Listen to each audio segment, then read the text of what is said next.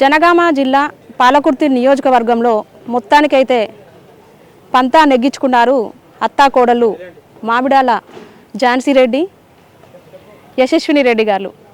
2023లో జరిగిన సార్వత్రిక ఎన్నికల్లో బీఆర్ఎస్ మీద గెలుపొంది పాలకుర్తిలో ప్రజల సమస్యలను తీర్చేందుకు ముందుకు వచ్చారు. ఒకసారి వాళ్ళిద్దరూ మనతో పాటు ఉన్నారు. అసలు ఆ గెలుపొందిన విశేషాలేంటి, పాలకుర్తిలో ఉన్న సమస్యలను ఏ విధంగా నెరవేరుస్తున్నారు, ప్రజలకు ఇచ్చిన హామీలను నెరవేరుస్తారా లేదా ఒకసారి అడిగి తెలుసుకుందాం. నమస్తే అండి, కంగ్రాట్స్ ఫస్ట్. నమస్తే మేడం.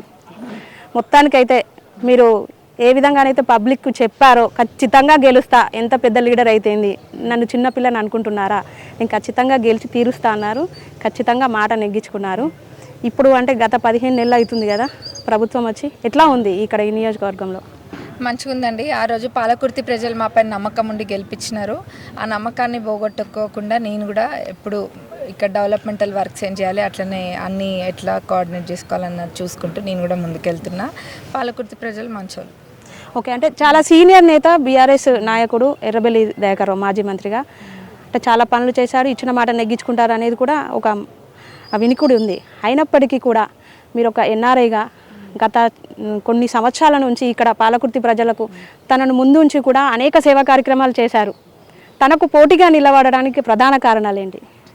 అది మా అత్తమ్మని అడగండి, చెప్తారు. ఎవరు ఎంత పెద్దవాళ్ళు అన్నారు కానీ నేను ఆ రోజు చెప్పినా, ఇప్పుడు కూడా చెప్తున్నా, ప్రజలు తలుచుకుంటే అప్పుడు ఊకే అడుగుతుండే నన్ను, ఎలక్షన్స్ బిఫోర్ ఎలక్షన్స్ ఊకే అడుగుతుండే, అంత కొండను ఎట్లా ఢీకొంటారు అంటే ఒక్కటే చెప్పిన, కొండైనా బండైనా ప్రజలు తలుచుకుంటే అది పగలాల్సిందే అని చెప్పిన. ఎవరైనా అంతే, ప్రజలకి ఏదో మనకు పాలిటిక్స్లోకి వచ్చిన మన ఎమ్మెల్యేనో మినిస్టర్ అయినా మన 2 కొమ్మలు వచ్చినా ఎవరు కూడా అనుకోరు కూడా. అట్లా చేస్తే దాని రిజల్ట్ ఇట్లనే ఉంటుంది. మరి అందుకనే పాలకుర్తి ప్రజలు అదంతా తట్టుకోలేక అవన్నీ అనుభవించే మమ్మల్ని గెలిపించిండ్రు. వాళ్ళ నమ్మకాన్ని పోగొట్టుకోకుండా మేము వాళ్ళతోటి కలిసి వర్క్ చేస్తూ డెవలప్మెంటల్ వర్క్స్ అయినా ఏవైనా చేస్తున్నాం. అట్లనే కార్యకర్తల్ని కూడా కాపాడుకుంటాం. ఒకటండి, ఈ పాలకుర్తి నియోజకవర్గంలో పెత్తనం అత్తది, కోడలికి మాత్రమే అధికారం ఉంది, చేసే పనులన్నీ కూడా అత్తదే అని కొన్ని ఆరోపణలు వినిపిస్తున్నాయి. ఇది ఎంత మేరకు కరెక్ట్? నేను దాని గురించి ఎక్కువ మాట్లాడదలుచుకోలే. ఎందుకంటే పని పాట లేనోళ్ళు, ముచ్చట్లు పెట్టుకునేటోళ్ళు చాలామంది ఉంటారు. వాళ్ళకి ఏం పని ఉండదు కాబట్టి మరి ఏం మాట్లాడుకోవాలో అర్థం కాకుండా ఇవన్నీ కూడా మాట్లాడతారు. అట్లా ఉంటే మేము అసలు మాట కోసం నేను ఎందుకు వస్తా? ఇవాళ రేపు ఎంతమంది కోడళ్ళు మాట వింటున్నారు? రాను కదా. ఫస్ట్ మేము ఏదైనా కలిసి చేసుకుంటాము. ఇది నాకన్నా ముందు తను మా అత్తమ్మ వచ్చినారు కాబట్టి రిలేషన్ అనేది ఉంటుంది. తను చేసేది తను చేస్తున్నారు, నేను చేసేది నేను. డెవలప్మెంటల్ వర్క్స్ అఫీషియల్ అన్నీ కూడా నేను ఎక్కడ కూడా వెనక్కి పోకుండా నేను అన్నీ దగ్గరుండి ఇది చేసుకుంటా. అండ్ ఆ పార్టీ వాళ్ళవి కూడా చూసుకుంటుంటాం. మా అత్తమ్మ చేసే కోఆర్డినేషన్ వర్క్ పార్టీది తను కూడా చూసుకుంటారు. సలహాలు సూచనలు ఇస్తున్నారా లేదా పెత్తనం కొనసాగిస్తున్నారా మీ మీద? అంటే పబ్లిక్ ఈ వాయిస్ ఖచ్చితంగా వెళ్ళాల్సింది. పెత్తనం అని అనుకునేటోళ్ళు ఇంట్లో పెత్తనం చేసుకుంటారు అనుకుంటా, అందుకనే వాళ్ళు అనుకుంటున్నారు. కానీ పెత్తనం అనేది ఏం లేదు. ఎవరి మీద ఎవరు పెత్తనం చేస్తారండి? ఎవరి మీద ఎవరు పెత్తనం చేసేది ఏం లేదు. అట్లా నా మీద కూడా పెత్తనం అనేది ఏం లేదు. నేనేమి చిన్నపిల్లని కాదు కదా, నా మీద పెత్తనం అనేది లేదు. మేము కలిసి చేసుకుంటాం. ఒకటి సంతోషించదగిన విషయం ఏంటంటే చాలా చిన్న ఏజ్లో ఒక మహిళ ఎమ్మెల్యే కావడం చాలా గర్వించదగిన విషయము. అంటే మీరు ఎలక్షన్ టైంలో కొన్ని ప్రధాన సమస్యలు ఇక్కడ గుర్తించారు కదా, వాటిని ఏ మేరకు అభివృద్ధి పరిచే దిశగా ప్రభుత్వం దృష్టికి తీసుకెళ్తున్నారు మీరు? నేను ఇందాక కూడా చెప్పినాను ప్రెస్ మీట్లో, ఇవన్నీ 6 మండలాలకు సంబంధించి ఏ మండలంలో ఏం చేయాలి అన్నది నాకు ఒక క్లియర్ విజన్ ఉంది, ఒక ప్లానింగ్ కూడా ఉంది. కాకపోతే ఎవరైనా ఒకటి అనగానే వచ్చి రోడ్డుపైకి వచ్చి అయ్యో కాదు ఇది నేను చేస్తున్నాను నేను చెప్పుకొని అవసరం లేదు. నేను రిజల్ట్ చూపిస్తాను. ఇప్పుడు అదేవిధంగా మొత్తం మేము వచ్చినప్పటి నుంచి 450 to 500 crores దాకా వర్క్స్ కూడా వచ్చినాయి. అట్లనే మేము మొదటి నేను చెప్తున్నా, ప్రతిష్టాత్మకంగా తీసుకున్న పాలకుర్తి చెన్నూరు రిజర్వాయర్ కూడా పూర్తి చేస్తాం. అట్లనే తొర్రూరులో మినీ ట్యాంక్ బండ్, ఇక్కడ డిగ్రీ కాలేజీ కూడా చూస్తాం. అట్లనే ఇక్కడ పాలకుర్తి బస్ స్టాండ్ది మొన్న కూడా నేను ప్రస్తావించిన అసెంబ్లీలో కూడా. ఆ బస్ స్టాండ్ది అసలు ఎట్లా ఉండే అంటే అది దారుణం. అసలు ఎవరు కూడా వాడకపోయేటోళ్ళు ఆ బస్ స్టాండ్ని. ఇక్కడ సెంటర్లోకి వచ్చి అక్కడనే నిలబడి బస్సులన్నీ అక్కడనే ఎక్కేటోళ్ళు. నేను వచ్చినాక ప్రత్యేకంగా చూసి అక్కడికి వెళ్ళి ఏంది ఇది వాడాలి కదా అని చెప్పి కొంచెం టెంపరీ చేంజెస్ అనేవి చేసి పెయింటింగ్, అట్లనే కొన్ని టెంపరీగా సీట్స్ అవన్నీ కూడా అరేంజ్ చేయించి వాటర్ ఫెసిలిటీ అవి కొన్ని పెట్టించినాము. దాంతోపాటు అది చేయడం వల్ల పెద్ద యాక్సిడెంట్ తప్పింది. ఇక్కడ ఓకే, ఒక పెద్ద యాక్సిడెంట్ అయింది, అది షాప్లలోకి దూసుకెళ్ళింది ఆ లారీ అనేది. అక్కడ ఆ టైంలో జనాలు ఉండేటోళ్ళు, ఎందుకంటే ఇంతకుముందు రోడ్ పైన బస్సు ఎక్కేటోళ్ళు. ఓకే, అట్లాంటివన్నీ అంటే చిన్న చిన్నవి కూడా అని అనుకోకుండా ఇన్ డీటెయిల్డ్గా ఏం చేయాలి అన్నది డెఫినెట్గా క్లియర్ విజన్ ఉంది. అక్కడ నేను ఇప్పుడు అన్న బస్ స్టాండ్ కూడా అదంతా కాంపౌండ్ వాళ్ళు సీసీ అంతా ఇంకా ఎక్కువ యూజ్ వచ్చే విధంగా కూడా చేంజ్ చేస్తున్నాం. ఇది అంటే ఇది ఒక్కటే కాదు, 100 బెడెడ్ హాస్పిటల్ తొర్రూరులో అయినా, 50 బెడెడ్ హాస్పిటల్ ఇక్కడ మా పాలకుర్తిలో అయినా, ఇంకా చెప్పుకుంటూ పోతే పెద్ద వంగర్లోకి వచ్చేసి రెంటెడ్ దాంట్లో ఉన్న గవర్నమెంట్ ఆఫీసెస్ అన్నీ కూడా ఓన్ బిల్డింగ్స్, ఇట్లా గవర్నమెంట్ బిల్డింగ్స్ చేయాలన్నదన్న అన్నీ ఒక క్లియర్ ప్లానింగ్ ఉంది మాకు. ఆ విధంగా నేను డెఫినెట్గా వెళ్తాను. ఓకే అండి, మీరు చెన్నూరు రిజర్వాయర్ గురించి మీరు మొదటి నుంచి దాన్ని ఆ అంశాన్ని కొంచెం ప్రధానంగా లేవనెత్తుతున్నారు కదా, అది ఖచ్చితంగా కంప్లీట్ చేస్తారా ఈ 5 ఏళ్ల కాలంలో? ఖచ్చితంగా కంప్లీట్ చేస్తాం. ఓకే, ఇప్పుడు రేవంత్ రెడ్డి సర్కారు 420 హామీలు 6 గ్యారెంటీలు నెరవేరుస్తలేడు, పబ్లిక్లో కూడా కొంత అసంతృప్తి ఉందని ప్రధాన ప్రతిపక్షాలు విమర్శలు చేస్తున్నాయి. మీరు ప్రత్యేకించి మీకంటూ ఒక మార్కు వేసుకోవడానికి మీరు ఎట్లయితే గెలవాలని ఇక్కడ నిలబెట్టుకున్నారో మాటని, ఇక్కడ సమస్యలను కూడా ఖచ్చితంగా నెరవేరుస్తానన్న దిశగా ప్రభుత్వానికి మీరు సూచనలు ఇస్తారా? ఖచ్చితంగా డిమాండ్ చేస్తారా? ప్రభుత్వానికి నేను సూచనలు ఇచ్చేది ఏం లేదు, ఎందుకంటే ప్రభుత్వం చెప్పిన దానికన్నా ఎక్కువ చేస్తుంది. ఇప్పుడు సన్న బియ్యం అనేది మీరు చూసిండ్రు మొన్న, ఎవరికి వచ్చిందంటే ఆలోచన ఎంతసేపు జనాలను మభ్యపెట్టి ఓట్ల విధంగా ఆలోచించిండ్రు జనాలంటే, కానీ ఏ ప్రభుత్వమైనా ఏది అవసరము అన్నది ఇంత డీటెయిల్డ్గా ఆలోచించిందా? అంటే ఇప్పుడు సన్న పంట అది వేసుకోండి, సన్న వడ్లు వేసుకుంటే దానికి 500 బోనస్ ఇస్తామని చెప్పి మళ్ళీ దాని ద్వారా వచ్చిన బియ్యము తీసుకొని మిల్లులలో ఒక కస్టమ్ మిల్లింగ్ చేయించి ఆ రైస్ని తీసుకొచ్చి మళ్ళీ ప్రజలకే ఇస్తుంది ప్రభుత్వం. అంటే ఒక ఆలోచన ఉంది ప్రభుత్వానికి, అంతేగాని ప్రజలను ఒక ఓట్ బ్యాంక్ లెక్క చూడట్లే. ప్రజలకు ఎట్లా సేవ చేయాలని మీరు చూడండి. ఫస్ట్ నుంచి అయినా మా గౌరవ ముఖ్యమంత్రి గారైనా, మా మంత్రులందరూ కూడా, ఉప ముఖ్యమంత్రి గారు కూడా, అట్లనే ఎమ్మెల్యేలను కూడా ఎక్కడ కూడా విశ్రాంతి లేకుండా ఎల్లప్పుడూ ప్రజలలో వండుకుంటూ ప్రజల సమస్యలు ఏంది అన్నది తెలుసుకుంటూనే చేస్తున్నాం. ఇప్పుడు యువ వికాస్ స్కీమ్ కూడా మీరు చూసినారు, అది ఎవరైనా ఎక్స్పెక్ట్ చేసిండ్రా యువ వికాస్ స్కీమ్ వస్తుందని? దీని ద్వారా యూత్ ఎంతమందికి బెనిఫిట్ అవుతుంది యువ వికాస్ స్కీమ్ అన్నది?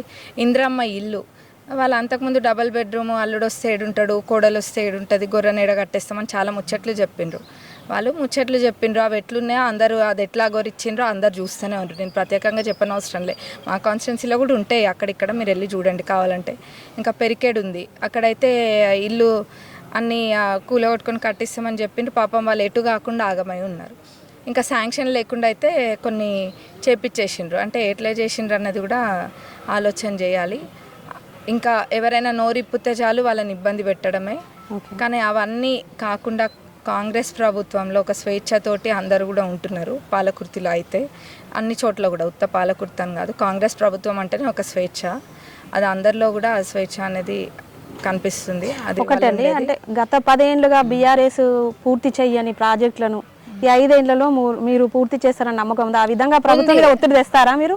నేను ఒత్తిడి తెచ్చేది నేను 100% తెస్తా, కానీ నేను ఒత్తిడి తెచ్చేదానికన్నా ముందు మా ప్రభుత్వం కూడా అదే విధంగా ఆలోచిస్తారు.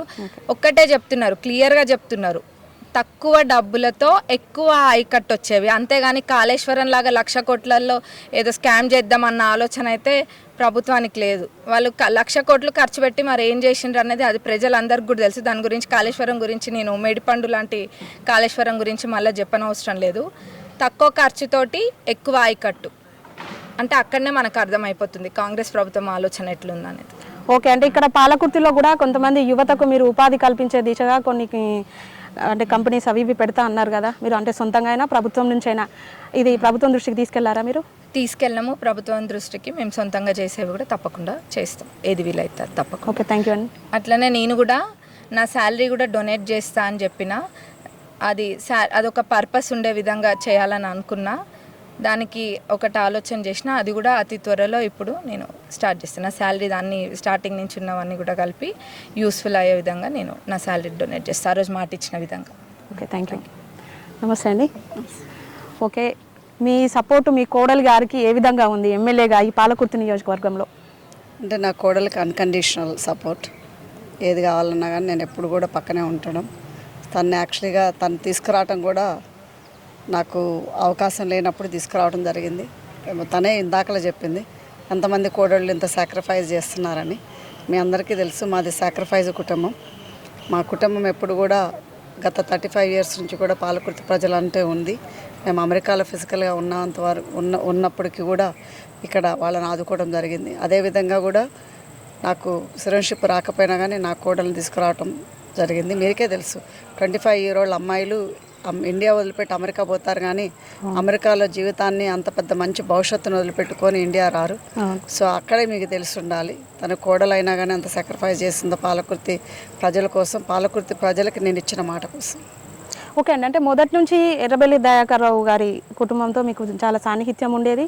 మీరు ఎక్కడో అమెరికాలో ఉన్నప్పటికీ కూడా ఇక్కడ స్వచ్ఛందంగా సేవా కార్యక్రమాలు ఎన్నో చేసేది. తను అంటే అధికారంలో ఉన్నప్పుడు తనను ముందు పెట్టి కూడా మీ ఇద్దరి మధ్యలో ఎందుకు ఇంటర్నల్గా గొడవలు అనేది, ఈ ఆరోపణలు ఎందుకు వినివస్తున్నాయి అసలు? అంటే ఒకటండి, ఇప్పుడు ఎవరైనా కానీ ఇప్పుడు మేము చాలా నియోజకవర్గాల్లో చేసినాం సేవలు. ములుగు కానీ, నల్గొండ కానీ, మదెర కానీ ఇట్లా.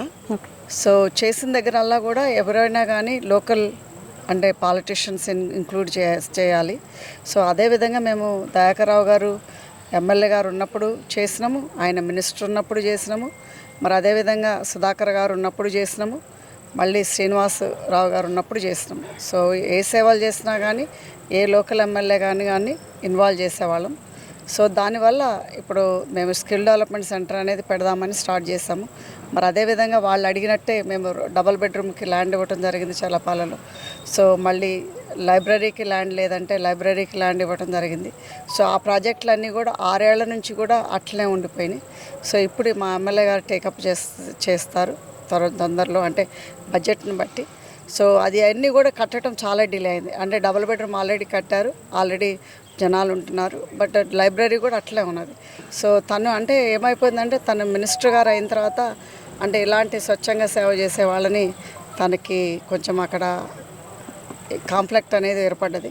సో దానివల్ల ఇప్పుడు మాకు కూడా కొన్ని ఇబ్బందులు జరిగినాయి. ఇబ్బందులు జరగటం వల్ల నాకే అంటే మేము ఇక్కడ ఉండి ఎవ్రీ 6 మంత్స్ వచ్చి మేము సర్వీస్ చేసిపోయే వాళ్ళకి మాకెంత ఇబ్బంది అయితే ఇక్కడ పాలకుర్తి ప్రజలు ఇన్నేళ్ల నుంచి 40 ఏళ్ల నుంచి ఆయన పరిపాలనను ఎంత ఇబ్బంది పడుతున్నారని థాట్ చేయడం జరిగింది.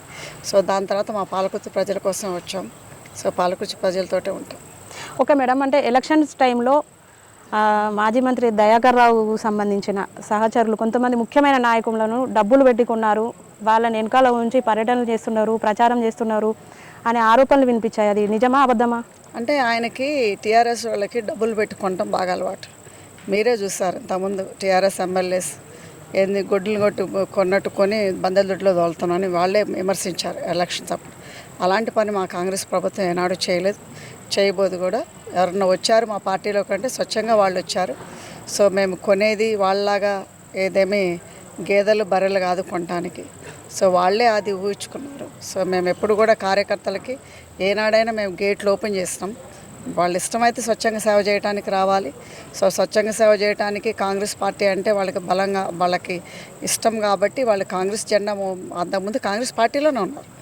సో కాంగ్రెస్ పార్టీలో ఉన్నోళ్ళు మళ్ళీ కాంగ్రెస్ గూటికి వచ్చారు, అంతేగాని కొంటాలు వీళ్ళేమీ చేయలేదు. ఓకే మేడం, అంటే వీళ్ళు అమెరికాలో ఉండేవాళ్ళు, వీళ్ళకి రాజకీయం చేయాల్సిన అవసరం ఏమొచ్చింది? ఇక్కడ ఏదో కొన్ని ఎకరాల భూమి కోసమే వాళ్ళు ఈ రాజకీయ ఎత్తుగడ వేస్తున్నారు అనే విమర్శలు కూడా వినిపించాయి. కొన్ని ఎకరాల భూములు అంటే ఎవరయ్యి మేమే కొనుక్కున్నాం అంతకుముందు. మేమే ఏమి వాళ్ళు కబ్జాలు చేసినట్టు మేమేం చేయలేదే. మేము రాజకీయాల్లో రాకముందే మాకు ఎన్నో కోట్లు, ఎన్నో మిలియన్లు, బిలియన్లు ఆస్తి పరులు మేము అమెరికాలోనే. సో మాకు ఎవరు పొలాలు కబ్జా చేయాల్సిన అవసరం లేదు. ఎవరి పొలాలు మాకున్న పొలాల్ని మేము రక్షించుకోవడానికైతే మేము రాలేదు. ఎందుకంటే మాకేం పొలాలు లేవు. మేము ఉన్న పొలం కూడా అది ఉన్నవి కూడా అన్నిటికీ డొనేట్ చేసిన వాళ్ళమే. ఈరోజు కొన్నాము అని అంటే అది స్కిల్ డెవలప్మెంట్ కొన్నాము. అది తప్పకుండా స్కిల్ డెవలప్మెంట్కి కొన్ని పర్మిషన్స్ వల్ల అది ఆగిపోతుంది. సో తప్పకుండా ఈ పర్మిషన్లు వచ్చిన తర్వాత, ఇంటర్నేషనల్ ఫండింగ్ వచ్చిన తర్వాత తప్పకుండా అది చేస్తాం. సో అదే కాదు, మేము అనాథాశ్రమం కూడా పెట్టాలని మాకు ఆల్రెడీ ఉంది. సో తను చెప్పినట్టుగా తను కూడా ఇప్పుడు తన శాలరీ పరంగా తను కూడా పెద్ద ఎత్తున తను ప్లాన్ వేస్తుంది. సో హెల్త్ పరంగా ఇప్పుడు నేను మా ఎమ్మెల్యే గారిని గెలిపించుకున్న తర్వాత ఫస్ట్ ప్రాజెక్ట్ నేను టేక్ ఓవర్ చేసిందే రైతుల ప్రాజెక్టు. ఆల్మోస్ట్ 50 కిలోమీటర్లు అది కాలువలు సాపి చేయడం జరిగింది 2 కోట్ల రూపాయలు పెట్టి.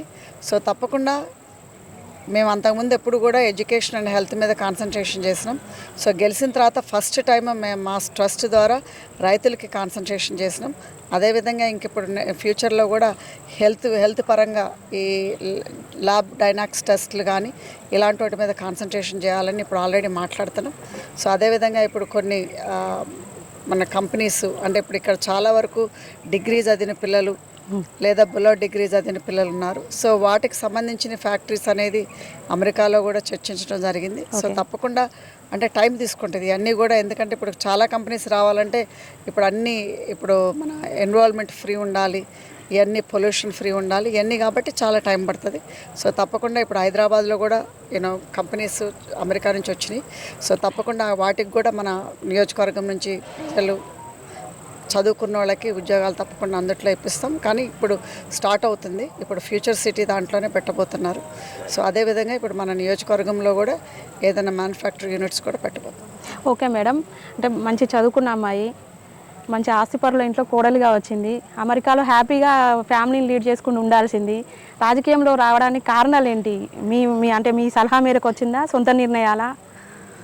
అంటే ఇప్పుడు నేను ఇచ్చిన మాట, నేను ఎప్పుడైతే జూన్ 2023లో అడుగుపెట్టానో పాలకుర్తిలో, ఆనాడు ప్రజలకి నేను చెప్పాను, మీ అంటే ఉంటాను, మిమ్మల్ని వదిలిపెట్టిపోనాను. ఎందుకంటే నా మీద ఒక ఆరోపణ అనేది క్రియేట్ చేశారు. వీళ్ళు గెలిచినామంటే అమెరికా వెళ్ళిపోతారు, వీళ్ళు గెలిపించుకోవడంలో ఉపయోగం లేదు, వీళ్ళు అన్నీ తట్టాబుట్టా చదువుకొని పోతారని నేను ఆనాడు భరోసా ఇవ్వటం జరిగింది పాలకుర్తి ప్రజలకి. అదే భరోసా మీద ఈరోజు నా కోడలు గెలిచినా కానీ నా కోడలతోటి నేను పాలకుర్తి ప్రజలతోటి నాకు ఏ పదవి ఏ పవర్ లేకపోయినా నేను ఈరోజు పాలకుర్తి ప్రజల కోసం ఉన్నాను, పాలకుర్తి ప్రజల కోసం ఉంటాను. ఓకే మేడం, మొత్తానికైతే పాలకుర్తి నియోజకవర్గంలో అత్త కోడలు ఇద్దరు ప్రతి సవాళ్ళను ఎదుర్కొంటూ ప్రజా సమస్యలను వింటున్నారు. ఖచ్చితంగా ఇచ్చిన హామీలను నెరవేర్చి తీరుస్తారా? తప్పకుండా, అది మమ్మల్ని చేయనిస్తే పీస్ఫుల్గా చేస్తాం, తప్పకుండా చేసి చూపిస్తామని కూడా నేను ఈ సందర్భంగా ఛాలెంజ్ చేసి చెప్తున్నా ఆపోజిషన్ లీడర్స్కి. ఓకే, థ్యాంక్ యూ అండి. Thank you. ఇది మొత్తానికి పాలకుర్తి నియోజకవర్గంలో తమ పంతా నెగ్గించుకున్న అత్తా కోడళ్ళు మామిడాల ఝాన్సీ రెడ్డి, ఎమ్మెల్యే యశస్విని రెడ్డి గారు. ఏదైతే ఎన్నికల ముందు ప్రజలకు ఇచ్చిన హామీలు ఉన్నాయో అవి ఖచ్చితంగా నెరవేర్చి తీరుస్తామని, ఎవరైతే తమ మీద విమర్శలు చేశారో వాళ్ళకి ఖచ్చితంగా బుద్ధి చెప్తామని చెప్తున్నారు. పాలకుర్తి నియోజకవర్గం ఎమ్మెల్యే క్యాంప్ ఆఫీస్ నుంచి కెమెరా పర్సన్ సతీష్తో సోనీ, వరంగల్ టైమ్స్.